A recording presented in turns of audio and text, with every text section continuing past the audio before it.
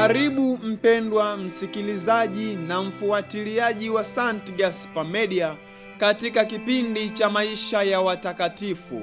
Leo tarehe 26 ya mwezi wa 7 tunasikiliza na kutafakari juu ya maisha ya watakatifu Yoakimu na Ana, wazazi wa Bikira Maria.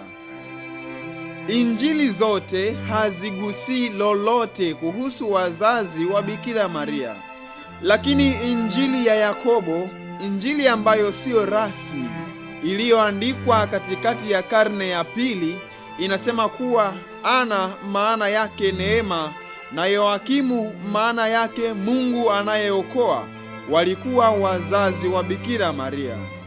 Maria alizaliwa kama jibu kwa sala zao. Yoakimu alikuwa mtu wa kabila la Yuda na wa ukoo wa Daudi. Ana mkewe naye alizaliwa katika ukoo wa Haruni, kuhani mkuu. Ana na Yoakimu walitoka katika familia ya watu wa imani wa Abrahamu, watu walioundwa na Musa, waliokuwa na kiu ya kuuona uso wa Mungu.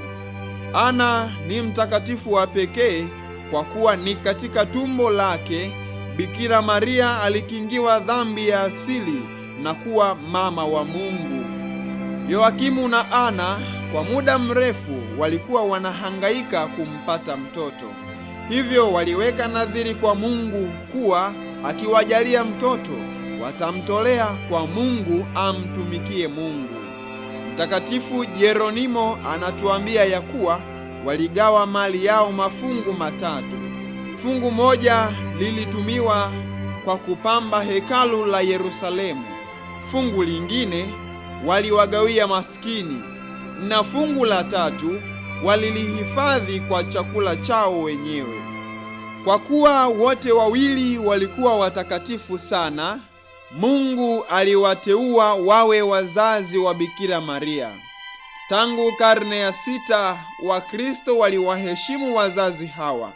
Mtakatifu Yohane wa Damasko aliwasifu akisema, tunawatambua ninyi wawili kutokana na mtoto mliyemzaa. Bikira Maria asiye na doa aliweza kuzaliwa tu na wazazi wenye moyo safi. Mama wa Mungu sharti azaliwe na wazee walio marafiki wa Mungu. Mungu aliwajalia mtoto waliompa jina Maria. Maria akiwa na umri wa miaka 3, Ana alimleta hekaluni na akamtolea kwa Mungu amtumikie kama alivyoahidi kadiri ya kiapo chake. Hivyo Yoakimu na Ana ni mfano wa wazazi wa Kristo wa nyakati zote, mfano wa uaminifu na bidii, ibada na kumcha Mungu. Sikukuu ya watakatifu Yoakimu na Ana ilianza kuadhimishwa tangu karne ya 4, lakini ilianza kuadhimishwa na kanisa lote katika karne ya 15 na 16. Mwanzoni tarehe 26 ya mwezi wa 7 iliadhimishwa sikukuu ya Ana peke yake, lakini baadaye ikaunganishwa na ile ya Yoakimu. Itukuzwe damu ya Kristo! Milele amina.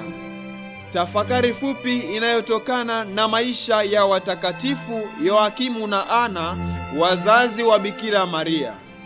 Sikukuu hii inawakumbusha wazazi wajibu wao wa kumtegemea Mungu kwa imani katika shida zao kama Yoakimu na Ana. Watakatifu Yoakimu na Ana, wazazi wa Bikira Maria, mtuombee.